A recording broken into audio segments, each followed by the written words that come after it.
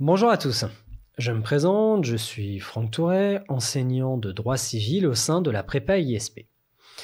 Nous allons envisager ensemble, dans le cadre de cette vidéo, la correction de l'épreuve de cas pratique de droit civil telle qu'elle a été proposée au concours 2021 de l'ENM pour les étudiants du deuxième et du troisième concours.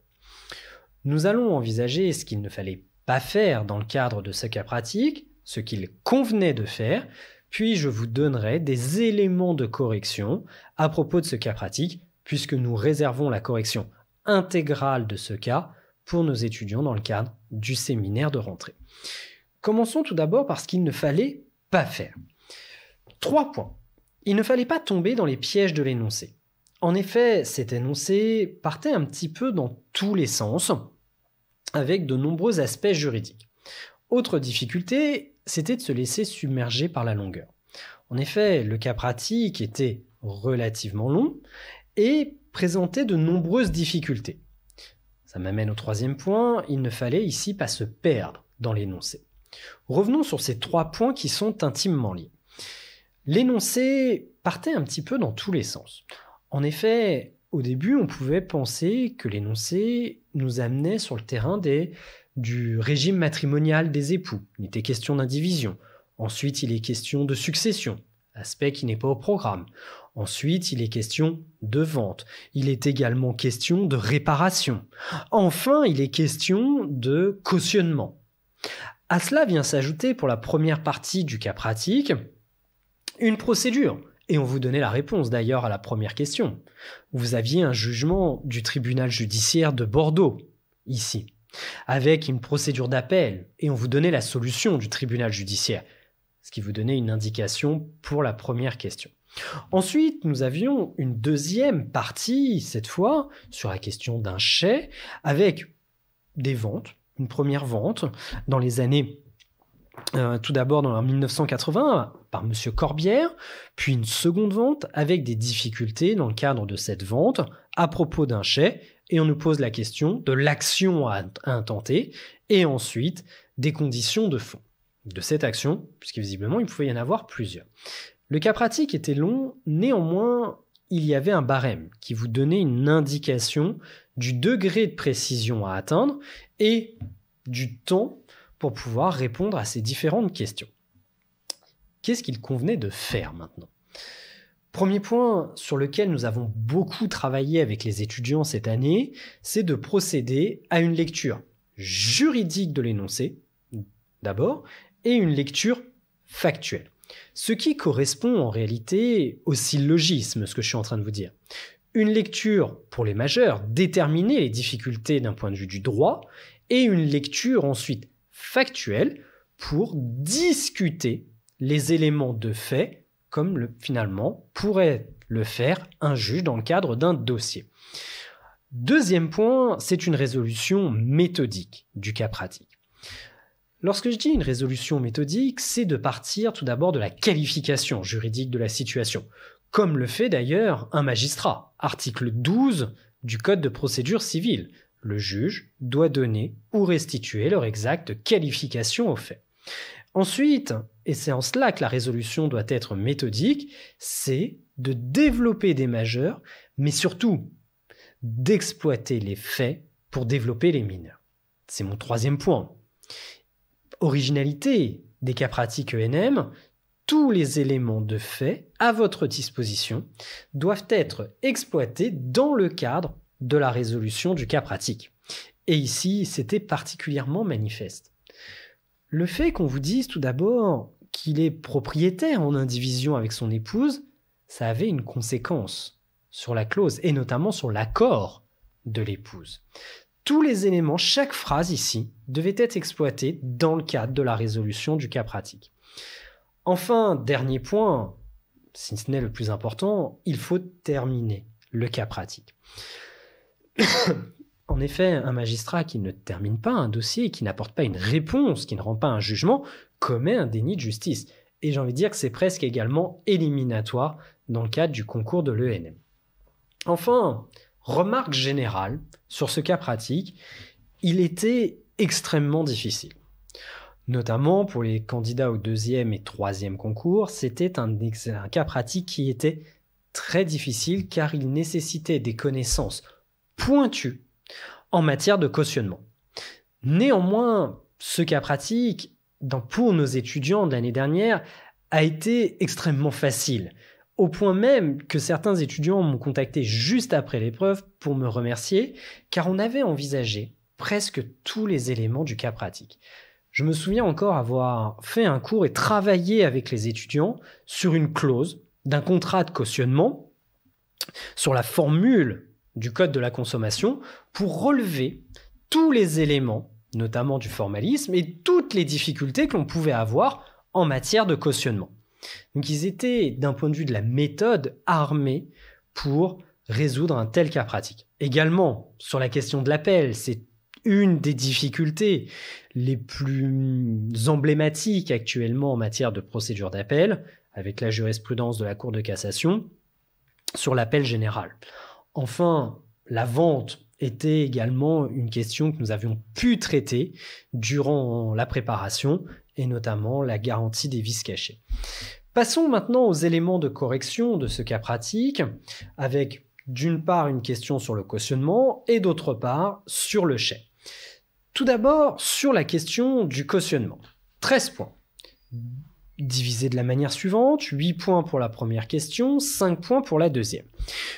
Première question que l'on nous pose, c'est quels sont les moyens, au pluriel, que Monsieur Merlin pourrait faire valoir pour écarter l'application du cautionnement et ont-ils des chances de succès réels devant la Cour?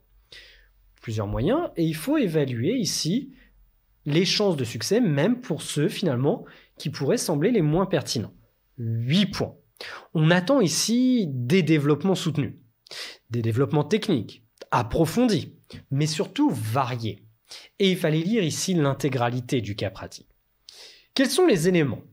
Premièrement, qualification de la situation juridique.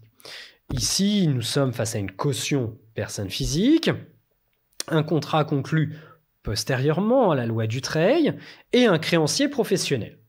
Dès lors, les règles du droit de la consommation ont vocation à s'appliquer, notamment L331-1 et -2 du Code de la consommation.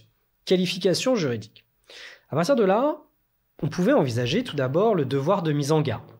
Devoir de mise en garde d'origine jurisprudentielle. Néanmoins, ici, on peut l'écarter en raison de la qualité de caution avertie. Donc on peut l'écarter. En revanche, sur le formalisme, point sur lequel nous avons travaillé durant un cours, il fallait vraiment prendre la formule consumériste de l'article L331-1 du Code de la consommation et la comparer avec notre clause et faire presque du mot à mot. Premier point que l'on pouvait relever, c'est l'identification de la société, puisque la mention manuscrite précise la société SCEA. Est-ce que c'est suffisant? Dénomination sociale, notamment ici, pouvait poser des difficultés. Deuxième élément, c'est le montant. Le montant tel qu'il figure dans la clause, 2 fois, ne figure qu'en chiffres. Or, est-ce qu'il doit figurer en lettres et en chiffres? Est-ce que c'est un élément pour que la caution puisse prendre conscience de son engagement? Autre difficulté encore au niveau du formalisme, c'est l'absence de distinction entre le principal et les intérêts. Autre difficulté encore, question classique en la matière, c'est la solidarité, qui obéit à une formule spécifique prévue par l'article L331-2 du Code de la consommation. Au-delà du formalisme, on avait une autre difficulté, c'est l'étendue du cautionnement ici. Le montant de la dette ici est seulement de 300 000 €, plus les intérêts. Or, le cautionnement s'élève à 350 000 €. Je vous laisse regarder la jurisprudence pour analyser la sanction. Autre difficulté encore, c'est l'absence de consentement de son épouse. Je vous laisse également voir la sanction. Autre difficulté, qui ici est la principale, c'est celle qui est prévue à l'article L332-1 du Code de la consommation, qui pose l'exigence de proportionnalité de l'engagement de la caution. je vous renvoie ici à l'analyse factuelle du cas pratique qui va mettre en lumière, éventuellement, l'absence de proportionnalité de la caution, notamment au moment où elle est actionnée. Très certainement que le tribunal judiciaire s'est fondé sur cet article pour rendre sa décision, tribunal judiciaire de Bordeaux. Ensuite, on nous posait une question sur la procédure d'appel. Avec une petite originalité, c'est qu'on vous demandait les suites de la procédure d'appel, ce qui ressemblait en réalité plus à une récitation de quoi. On avait ici, tout d'abord, premier point, c'est la formule dans la déclaration d'appel, un appel dirigé contre l'ensemble du dispositif du jugement. C'est une question classique en matière de procédure d'appel. Je vous renvoie à l'article 901 du Code de procédure civile, aux avis de la Cour de cassation du 20 décembre 2017, qui considère que c'est une nullité pour vice de forme, donc qui peut être régularisée. Et c'est l'arrêt de la deuxième chambre civile du 30 janvier 2020 qui a précisé qu'il était possible de régulariser, mais par une nouvelle déclaration d'appel. Et ensuite, il fallait dérouler la procédure d'appel. Et là, je vous renvoie notamment aux articles 902 et suivants du Code de procédure civile. Pas de difficulté finalement pour nos étudiants sur cette première partie. Deuxième partie du cas pratique, c'était sur le chèque. Ici, au total, il y avait 7 points gagnés, 3 points pour la première partie et 4 points pour la seconde. Première question que l'on nous pose, quelle est l'action que M. Merlin peut engager pour tenter d'obtenir de quoi financer des travaux de remise en état qui s'élèvent à plusieurs dizaines de milliers d'euros et contre qui peut-il l'engager? On vous oriente. Quelle action? On peut penser tout d'abord au droit commun. Je pense notamment au vice du consentement, éventuellement un dol ici. Bon, l'auteur du dol étant décédé ici, la question probatoire va être très difficile. On peut l'écarter. Reste à envisager éventuellement 1217 et suivant en ce qui concerne les remèdes. Mais surtout, il convenait d'insister ici sur le droit spécial de la vente, avec d'une part l'obligation de délivrance, éventuellement l'obligation d'information, mais surtout ici d'insister sur la garantie des vices cachés. Garantie des vices cachés que l'on peut intenter contre son vendeur, mais aussi au regard de la jurisprudence, contre le vendeur originaire ici, à savoir Monsieur Corbière. Ensuite, et pour terminer, 4 points, c'était certainement l'une des questions la plus difficile d'un point de vue technique. Quel est le régime de l'action, c'est-à-dire la garantie des vices cachés?